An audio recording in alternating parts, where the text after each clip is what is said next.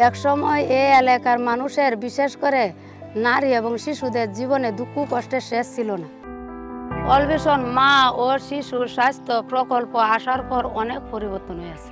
আমার মতো দরিদ্র মহিলাদেরকে তারা ব্যবসা করার জন্য সাহায্য করিয়াছে। মহিলা ও কিশোরীদের স্বাস্থ্য শিক্ষা দেওয়ার জন্য আমাদেরকে প্রশিক্ষণ দিয়েছে। এখন আমি বাড়ি বাড়ি গিয়ে মায়েদের কাছে হাইজিন কিট, স্যানিটারি নেপকিন, সাবান, কাপড় কাচার হাউটার, ব্রাশ, ব্রেশ, শ্যাম্পু ইত্যাদি বিক্রি করি। আমি এই জিনিস বিক্রি করার সময় মহিলারা সাথে স্বাস্থ্য বিষয়ে কথা বলি, সাথে কার্ডও ব্যবহার করি। সে গর্ভকালীন সময়ে কি কি বিষয়ে সাবধান থাকতে হয়, কি কি বিষয়ে টিকা নিতে হয়, কোন কোন সময়ে ডাক্তারের কাছে যেতে হয়, সেই সব বিষয় নিয়ে আলাপ করে। গ্রামের অনেক কিশোরীরা আমার কাছ থেকে স্যানিটারি প্যাড কেনার সময় আমি কৌশলকালীন সময়ে কি সেবা যত্ন নিতে হয় তাও আমি বলে দিই, কিভাবে হাত ধুইতে হয় তার নিয়ম আমি শিখাই দিই। আমরা অনেক সময় প্যাড কেনার জন্য বাজারে যাইতে পারি না, আপা আমাদের বাসায় প্যাড পৌঁছায় দেয়। এখন আমাদের মেন্স হলে আর স্কুল মিস হয় না।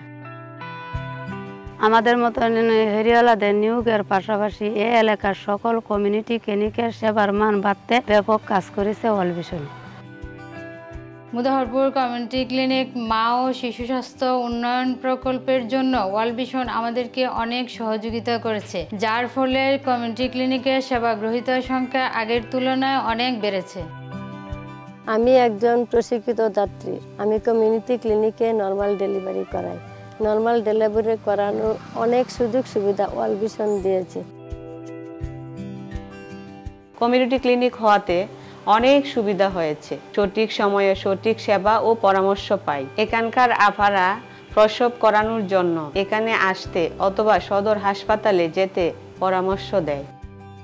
আমরা এখন নিয়মিত এখানে এসে আয়রন ট্যাবলেট নিতে পারছি। আমাদের যখন ক্লাস থাকে না তখন আমরা কমিউনিটি ক্লিনিকে আসি। কমিউনিটি ক্লিনিকে যারা কাজ করেন, যারা সেবা নিতে আসেন তাদেরকে সাহায্য করি। ক্লিনিক কিভাবে পরিষ্কার থাকে তার জন্য আমরা কাজ করি।